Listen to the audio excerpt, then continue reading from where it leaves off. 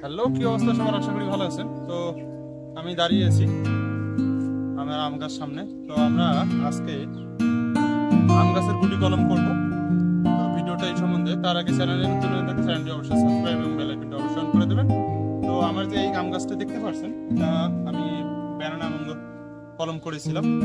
তো আমি দুইটাই ব্যানানা ম্যাঙ্গো করেছিলাম। তো এটা হচ্ছে মেইন গাছে, আর এটা হচ্ছে ডাল, একটা ব্রাঞ্চ ছিল। তো এটা দেখতে পাচ্ছেন, এটা কত মোটা হয়ে গেছে এবং আমও ধরেছে, এটা ওইভাবে বাড়ে নাই।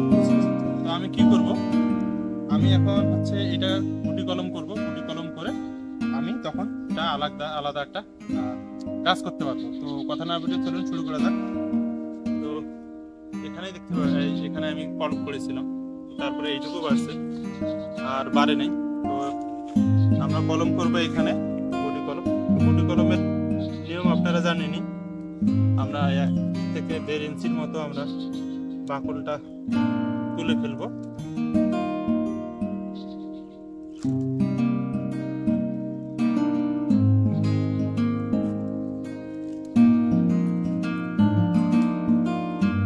তারপরে বাকলটা কেটে আমরা বাকলটা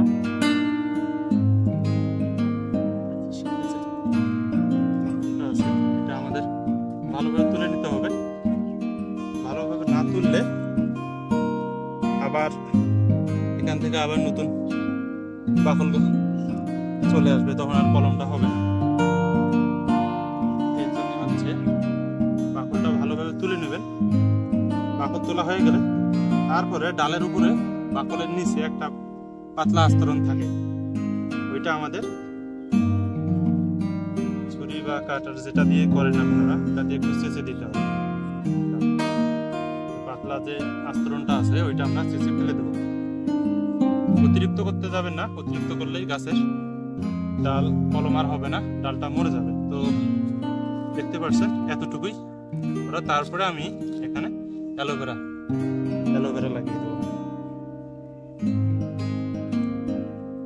অ্যালোভেরাটা আমাদের ন্যাচারাল অ্যান্টিসেপটিক, এটা ডালটাকে পচার হাত থেকে রক্ষা করবে।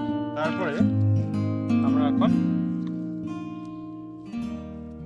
নর্মাল সাধারণ মাটি, এখানে আর অন্য কোনো কিছু মিক্স করা নাই। আপনারা চাইলে রুট হরমোন পাওয়া যায় দোকানে, সেটা আপনারা চাইলে দিতে পারেন। তবে যদি অ্যাভেলেবেল না থাকে আমরা নর্মাল মাটি দিয়েও করতে পারবো। তো মাটিটা মিহি করে ভেঙে নেবেন, দেখতে পাচ্ছেন। তো আমি বরাবরই আরও আগের ভিডিওতে বলেছিলাম যে আমরা যখন গুটি কলম করবো তখন আমরা সামনের দিকে বেশি মাটি দেবো।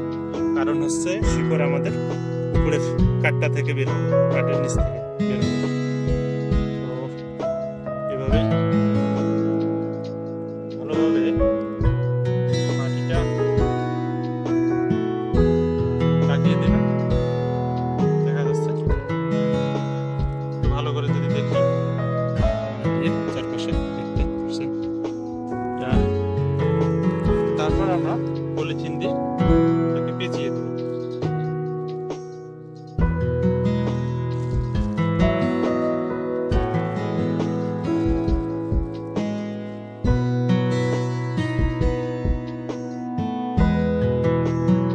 পেঁচানোর পর আমরা সুতা দিয়ে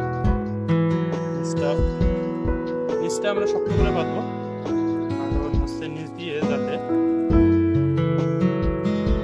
জলটা থাকে, জলটা মাটির যে রসটা থাকবে, রসটা জরুরি আমাদের শিকড় বের হওয়ার জন্য, যাতে রসটা বের হয়ে যেতে না পারে। সেই জন্য নিচের যে বাঁধনটা আছে ওইটা একটু টাইট দেবেন, আর উপরের যে বাঁধনটা আছে ওটা একটু হালকা করে দেবেন, যাতে উপর দিয়ে জল ঢুকতে পারে। আর গুটি কলম করার সবচেয়ে ভালো সময় হচ্ছে বর্ষাকালে। বর্ষাকালে বৃষ্টিপাত হয়, জল দেওয়ার কোনো প্রয়োজন হয় না। তো এভাবে আপনারা চাইলে আমের গুটি কলম করে নিতে পারেন। তো ভিডিওটি ভালো লাগলে অবশ্যই লাইক, কমেন্ট এবং শেয়ার করতে ভুলবেন না। ধন্যবাদ, ভালো থাকবেন।